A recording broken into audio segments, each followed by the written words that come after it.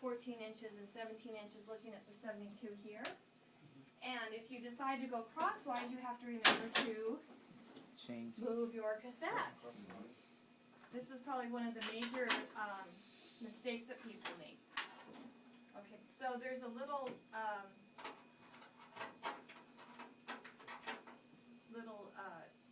indentation for where this guide can go, and you could set this up so that it's just centered to the cassette, but I think good heavens. So it looks like it's the first one.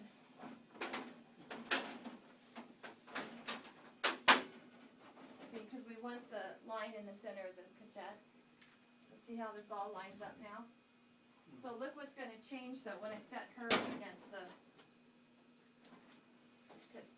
image. See how it looks much lower?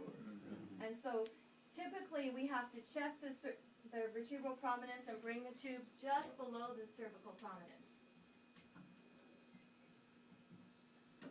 See how it's still hitting at the inferior border of her scapula? If we're doing crosswise, it's assumed that the diaphragms are going to be slightly elevated because the patient is broader. Okay? And so clearly we're not anywhere close to her waist again.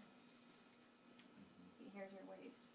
But the guide you look for is to find the cervical prominence and then have the light skimming just below it instead of just above it for the lengthwise. Augie, can you come here? Sure.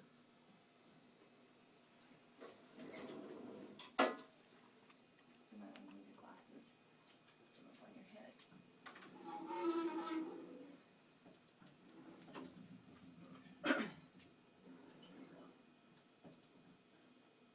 I want you to be able to see because he's a little bit large. Just get up against the wall. Yes, ma'am. Okay, so see, here's his inferior border, right? Here's the two inferior borders. So we have the light just below the surface. He didn't even groan or anything. I would have been like, oh, stop. So in this case, instead of having the CR like centering at the inferior border slightly above, because the light here is the key, and then rolling the arms forward. So you can see that the light's going to be about 2 inches above the waist. This is really hard because it's just a matter of an inch or so where you'll put the costophrenic angle. Okay, Sean, can you come here? So you can see. So I want you to practice the crosswise with each other, especially like someone like him, I would probably put crosswise. Let's center you here. Okay, so see, here's his cervical prominence, here's his inferior border, right there. See that? So I need to go up just a little bit more with him to see, just slightly. Okay, as he rolls his arms forward, see, we're still seeing just a little bit of light above the shoulders. But it is slightly lower because they have more soft tissue, they have more muscle up here too, so we're not worried about the shoulder shadow as much as we are on a thinner patient that's a lengthwise cassette. Now look what happens when we go to lateral. Turn to the side. Okay.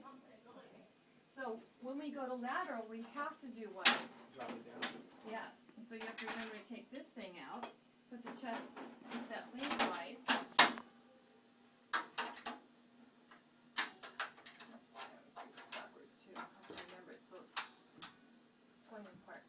Okay, so put your arms up for a minute.